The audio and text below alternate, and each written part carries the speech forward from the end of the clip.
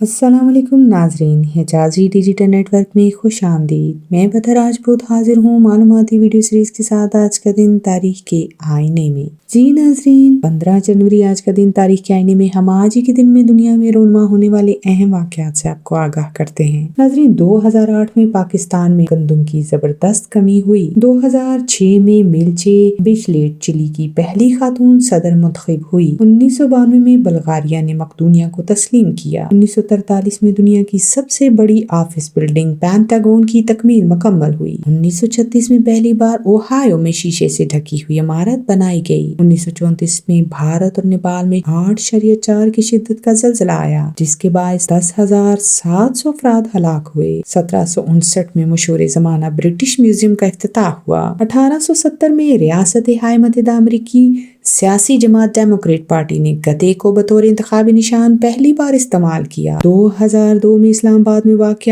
16 منزلہ عمارت میں سرکاری دفاتر میں آتش زدگی کا واقعہ پیش آیا۔ 1981 میں ریڈیو پاکستان ڈیرہ غازی خان کا آغاز ہوا۔ 1929 میں کالم نگار، شاعر مصنف واصف علی واصف کی پیدائش ہوئی۔ 2001 میں دنیا کا سب سے ضخم آن لائن انسائکلوپیڈیا ویکیپیڈیا متعارف کرایا گیا۔ ناظرین، آج کی معلوماتی ویڈیو سیریز آپ کو کیسی لگی؟ اپنی رائے سے ضرور آگاہ کیجیے گا۔ ہمارے چینل کو دیکھنے کا بہت بہت شکریہ۔ اپنا بہت سا خیال رکھیے گا۔ اللہ نگہبان۔